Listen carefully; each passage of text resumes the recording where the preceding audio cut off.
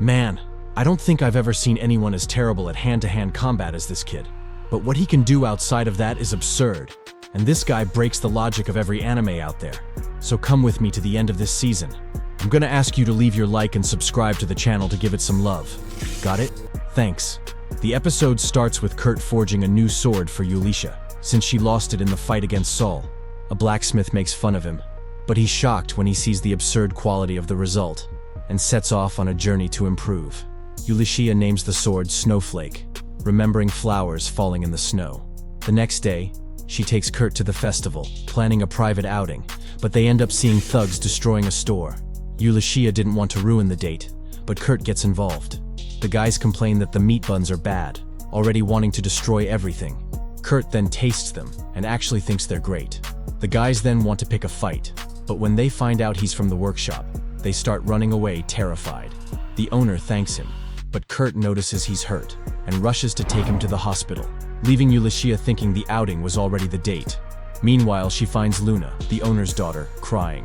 Yulisha then buys the cactus from the disguised phantom, and discovers there's a cooking contest in the afternoon.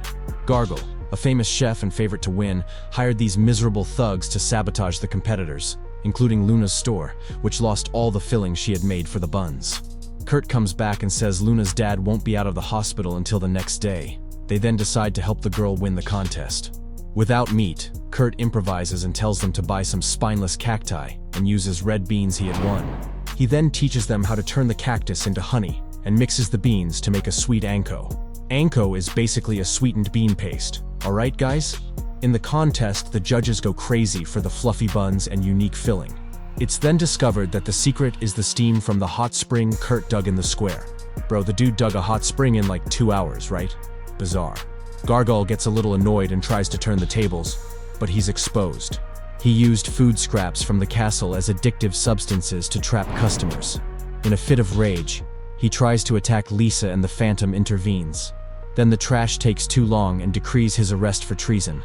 Tried to mess with the princess, bro. Forget about it. Seeing the mess he made, realizing Lisa was the princess, it's all over. He doesn't know what he's going to do with his life anymore. At night, Taikoni finds out and realizes he's lost his main chef, but his assistant suggests hiring the master of sweet buns, in this case, Kurt. He accepts the suggestion, but suspicious of Lisa's recent visits, he's more interested in finding out about the Meister workshop. The next day, Yulisha and Lisa prepare for Hilda's rescue plan, but in the middle of infiltrating the castle, a bomb drops. Kurt was hired as Taikon's chef, and the two panic, thinking the plan went down the drain. Man, the kid had a job, just chill and be quiet. And what does he do? In the morning, Kurt is at the store, when soldiers arrive asking for 100 buns at the hot springs.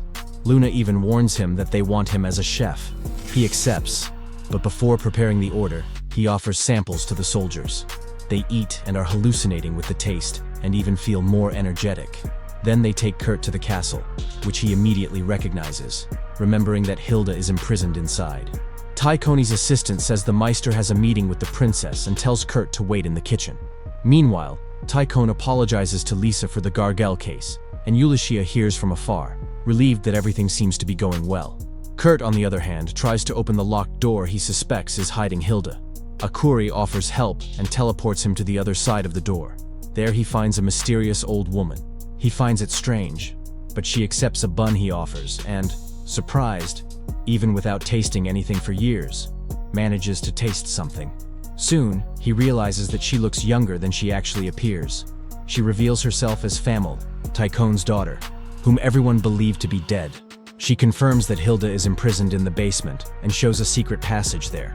Meanwhile, Taikon talks to Rikuto, who reveals that his goal is eternal youth. He says he conducts illegal experiments using elf and demon cells on humans. Rikuto finds it strange, but seems interested, and Lisa, hidden, realizes that Taikoni wants to use Hilda in these tests. Suddenly, Yulisha appears saying that thieves invaded and ran to the kitchen. Taikone goes after them, and Lisa follows, discovering that the secret passage has been opened. Yeah, turned into Harry Potter now?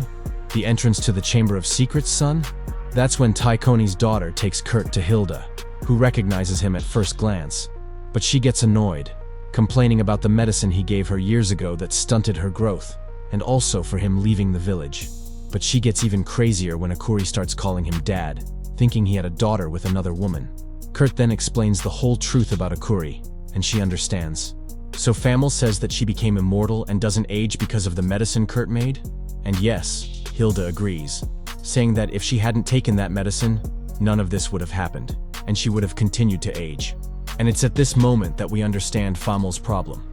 She has a disease that makes her age much faster than she should, and it also explains that her father lied, saying she had died to hide her condition. Kurt deduces that the Lord captured Hilda because he wanted a substitute for his daughter. At that moment, Tycoon appears, relieved to find his daughter well, but Hilda paralyzes Kurt out of nowhere. She questions if Famil is really decided about this, and the old girl confirms, asking Hilda to kill her own father. Whoa, family drama here. Tycoon tries to escape, but Lise blocks the way and reveals that she already knows about Famil's disease, the incurable aging syndrome. That's why he used Hilda's cells to try to create an eternal youth drug. He admits everything, and, tired, decides to sacrifice his own soul to summon a demon. The magic circle appears, but nothing happens. Lisa explains that the flow changed when the tile dug the hot spring there. Hilda then appears and confirms that Kurt is resting in a room downstairs, but doesn't want him to see what's going to happen here. She says Tycoon is dangerous, since he can summon demons that devour innocents, and prepares to kill him. But Famil defends him. And to everyone's shock, she regained her youth and explains that it was thanks to Kurt's hot spring buns. Bro, the kid cured an incurable disease with a little bun. The author of this thing really lost his touch, huh? Meanwhile, Kurt realizes he can speak again. The paralysis dissipated a bit, and he asks Akuri to bring a flask from his bag. He takes it, and recovers instantly. When he returns, Lisa states that Tycoon's crimes are serious, but Famil begs to take the blame for him. Lisa, taking advantage of the situation a bit, decides to forgive, as long as they support the workshop, and they clearly accept. Suddenly, the strange guy appears, and he calls himself the scriptwriter. Hilda is surprised, and he explains that he came to edit because someone messed up his plans. Tycoon reveals that he was the one who taught the summoning and handed over Hilda, but nothing went as the scriptwriter wanted. Famil's curse was broken, Lisa survived, and even Hilda's allies didn't attack the humans. Annoyed, the scriptwriter realizes that his scripts are flawed. He invokes dark energy with a fluid, and the circle is activated, summoning a demon lord. And Lise finds it strange that he's alive, but the demon explains that bodies were temporary. Hilda casts a spell, and Lisa and Ulicia attack, but only the sacred sword works, and he mocks that no one wielded it anymore. They realize that he tortures himself to get stronger and stronger because of fear. Kurt appears and provokes, saying he doesn't see anything special about him. The demon attacks with a fireball, but Akuri teleports Kurt, and the magic ends up bouncing back against the enemy himself. The demon prepares for another attack, but weakens, and Ulicia tries to cut the flames, can't, but the sword absorbs the fire and summons a phoenix that burns him. The demon tries to deliver a final blow with a spear to Hilda, but it can't pierce, and it's at this moment that Hilda shows Kurt's bread, which completely nullified the attack.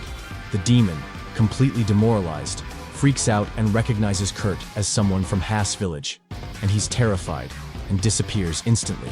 A black hole immediately appears. It was the effect of the scriptwriter's drug wearing off. The circle requires several lives, and Ulicia decides to protect Kurt. But Hilda warns that it can't be stopped, and when it appears, everything is lost. Tycoon's assistant arrives with the hot spring buns, and the circle begins to consume the buns instead of the lives it needed, and the hole simply disappears. They discover that these buns were used as offerings to gods and demons, replacing human sacrifices. Famous plot armor, right, my dear? With that, Tycoon says that Famil is still alive. Hilda and Saul then decide to return to their homeland. Bandana realizes that she needs to hide Kurt's talents, linking Akuri to the great sage's wish. Tycoon praises Kurt for digging the hot spring and gives him an honorary knight title. At the workshop, Kurt thinks he doesn't deserve it, but Lisa explains that the plan worked, and Ulicia became a baroness. Rikuto was named viceroy, and the workshop gained full protection from Tycoon. Rikuto says he'll need to be absent for a while and prepares Kurt to substitute for him during that period. Before Hilda leaves, Kurt goes and gives her a flower, which she realizes is made of orichalcum when she receives it. He treats it as normal, but she understands its value and is happy with the gift, since they hadn't seen each other for over 1,000 years. Yeah, right? This kid seemed like a teenager, but, man, She said they hadn't seen each other for over 1,000 years? Does that mean this kid is over 1,000 years old? Did he take the same stuff to stay young forever? Is that it? In the end, Rikuto goes to the capital and leaves Kurt as the substitute workshop master. Even insecure, he accepts the challenge and decides to do his best. And that's how the first season of this anime ends. What did you think? Did you like it? Man, this over 1,000 years without seeing each other thing really got me, okay? I'm super curious for a second season. What's gonna happen? Are you anxious too? Leave your comment there to give it some love. Tell me what you thought of this anime. Got it? If you liked it, clearly, leave your like there, man, to give it some love. Subscribe to the channel so you don't miss the next stuff coming up. Check out this other video I'm leaving here for you.